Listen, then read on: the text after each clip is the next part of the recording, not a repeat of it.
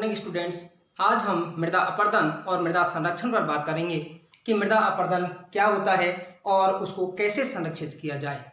ये सबसे महत्वपूर्ण पहली चीज आती है, मृदा अपरदन क्या है। मृदा के बहाव और कटाव को ही मृदा अपरदन कहा जाता है। The denudation of the soil covers and subsequence washing down, अर्थात मृदा के ऊपरी बहाव या अर्थात मृदा के कटाव और बहाव को ही मृदा अपरदन कहते हैं। यदि हम सामान्य रूप से कहें तो वायुमंडल के बाह्य कारक और बाह्य कारकों में कौन से गतिशील कारकों के द्वारा मृदा की ऊपरी सतह का कटाव ही मृदा अपरदन कहलाता है। बाह्य कारक कौन कौन से हैं? जिसमें पवन है, गतिशील जल जिसको कहते हैं नदियां, गतिशील जल,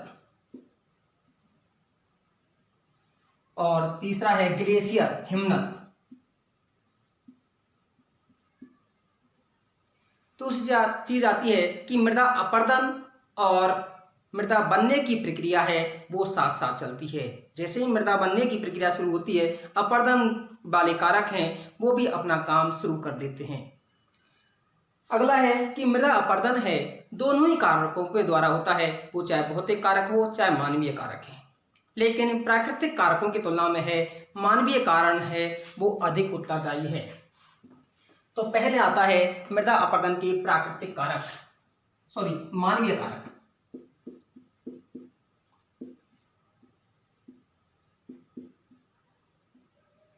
मानवीय कारक में पहला हम लेते हैं वनोन्मूलन या वनों की कटाई।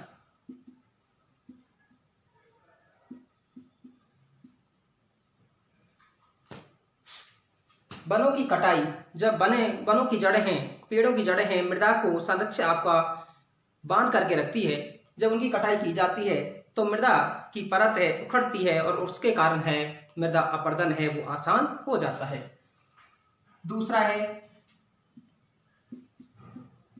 निर्माण कार्य।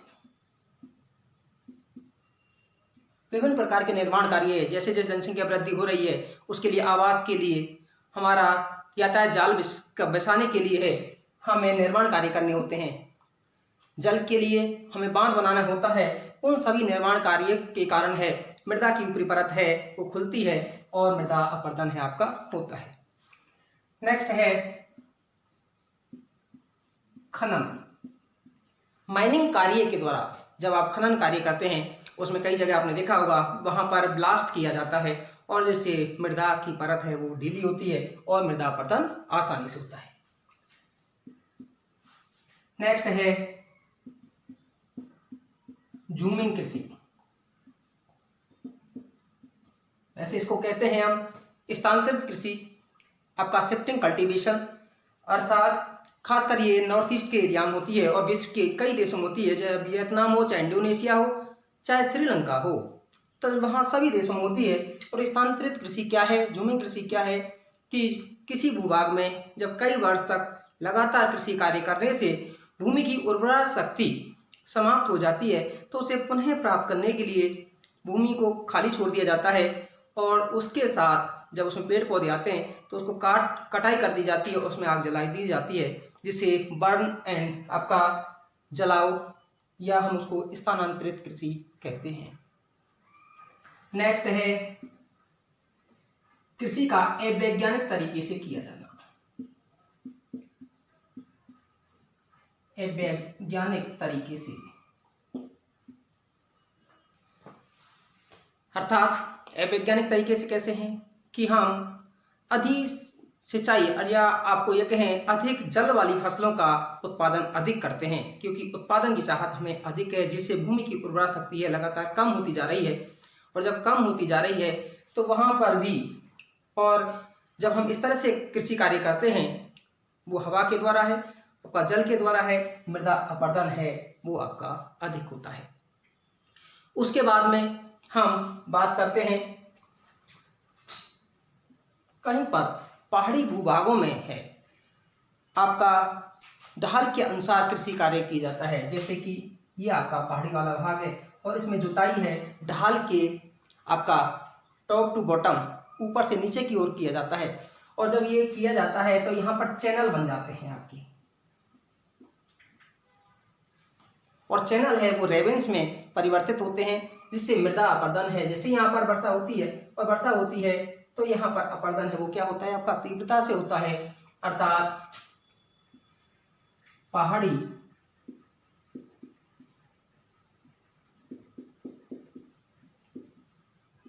भागों में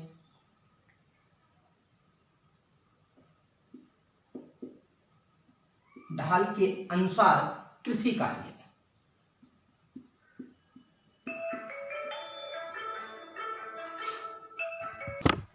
अगला आता है आपका बाढ़।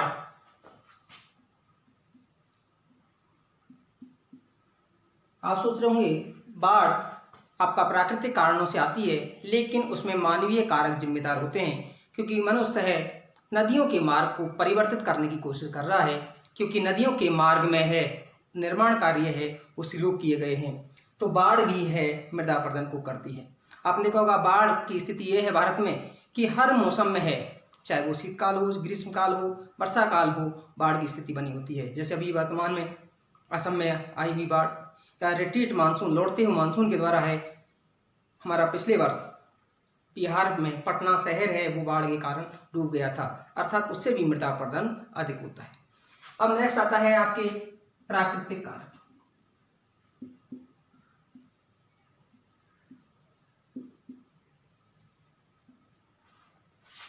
और प्राकृतिक कारक में हमारा सबसे पहले आता है बूंदा घाट,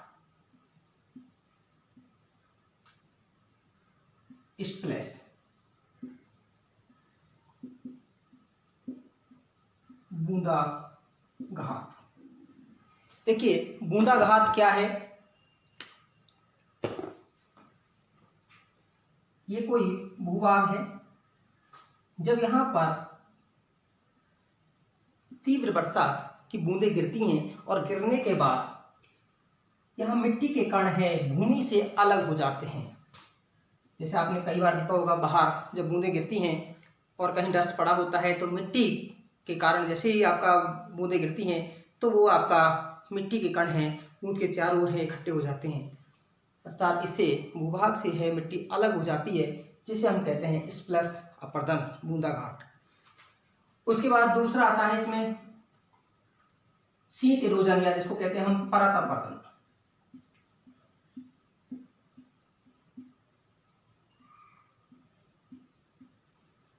शीत इरोजन, परत अपरदन क्या है, जब वर्षा है तीव्रता से होती है, और जब तीव्रता से वर्षा होती है, मूसलाधार वर्षा होती है, आपने देखा होगा कि कोई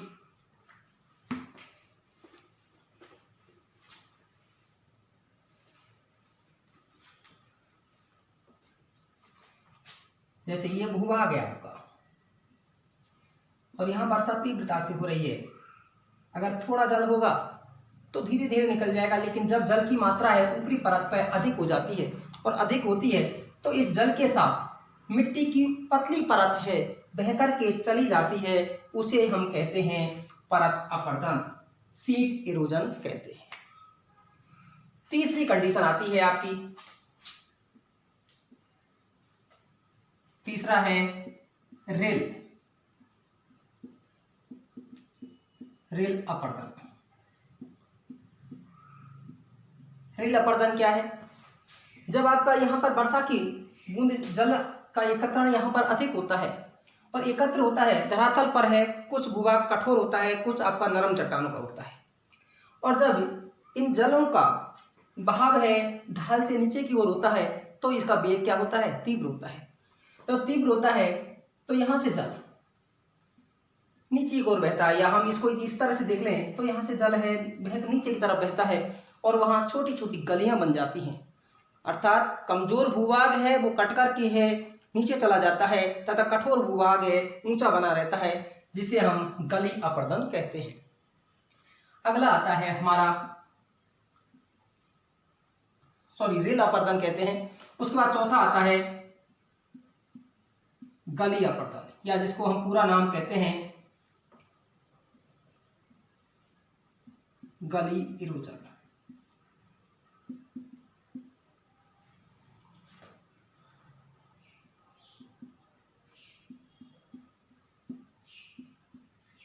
अवनाल का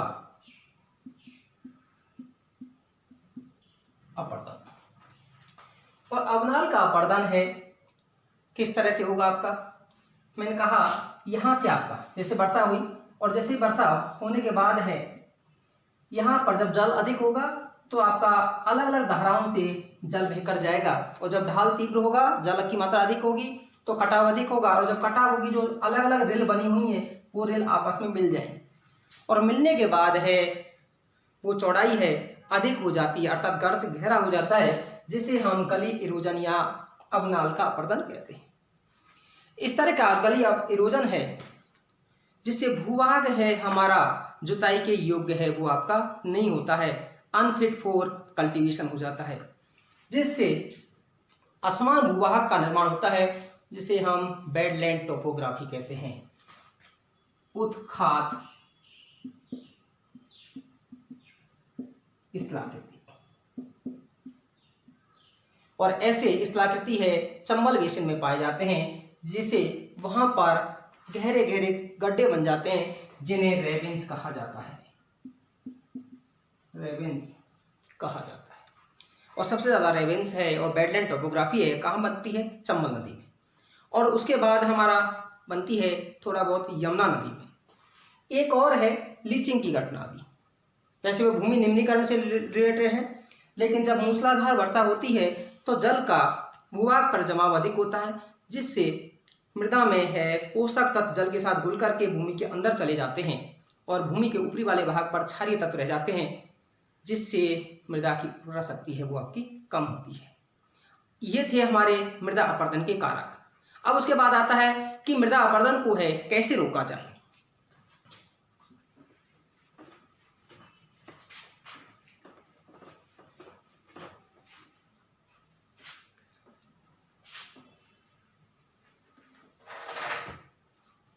मृदा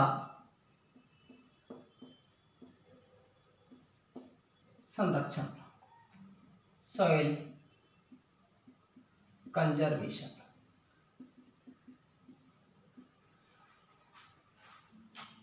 मृदा संरक्षण, मृदा का जब प्राकृतिक और मानवीय कारणों से उपचार करना ही क्या कहलाएगा, आपका संरक्षण कहलाएगा। और संरक्षण के लिए बहुत सारे उपाय हैं, हम उनमें सारे ही ले लेते हैं जो हमारे कारण थे।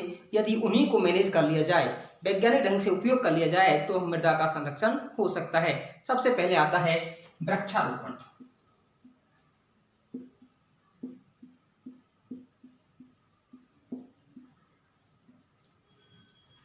आपका रिफॉरेस्टेशन किया जाए, अर्थात यदि अधिक से अधिक वृक्षारोपण किया जाए तो मृदा संरक्षण है वो आसानी से किया जा सकता है। नेक्स्ट है सीमित खनन व खुली खदानों पर रोक, अर्थात जो खनन का काम करने के बाद है उन खदानों को खुली ना छोड़ा जाए, उनको है बंद कर दिया जाए तो मृदा अपरदन है वो हमारा कम हो सकता है। नेक्स्ट है फसल चक्र को अपनाना। यदि हम क्रॉप रोटेशन करेंगे तो भूमि की उर्वरा शक्ति बनी रहेगी और साथ ही साथ है मृदा अपरदन भी है उसे रोका जा सकता है। नेक्स्ट है अति पशुचारण, ओवर ग्रेजिंग। यदि खुले में पशुओं का चारण अधिक किया जाएगा तो उनके खुरों से है मृदा का कटा, आपका जो मिट्टी है वो ढीली होगी, जिससे कि कट आपका अपरदन है वो अधिक होगा, अर्थात अति पशुचारण पर है वो रोक लगाई जाए। नेक्स्ट है स्थानांतरित कृषि पर रोक लगाई जाए, या उसको ये कहते हैं हम झूमिंग कल्टीवेशन, झूमिंग कृषि पर रोक लगाई जाए। यदि झूमिंग कृषि पर रोक लगा दी जाए तो मृदा अपरदन है वो रोका जा सकता है। अगला आता है हमारा ढाल वाली भूमि पर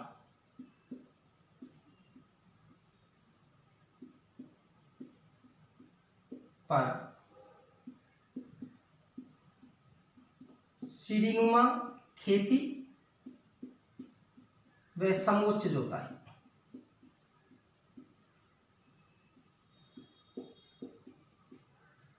जो ढाल वाली भूमि है वहां पर आपका सीढ़ीनुमा खेत बनाया जाए तथा समोच्च जोताई की जाए।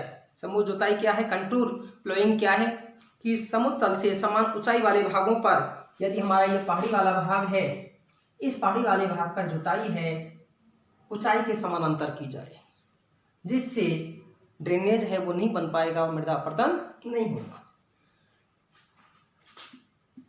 नेक्स्ट है सेंटर बेल्ट लगाना, वृक्ष मेखला।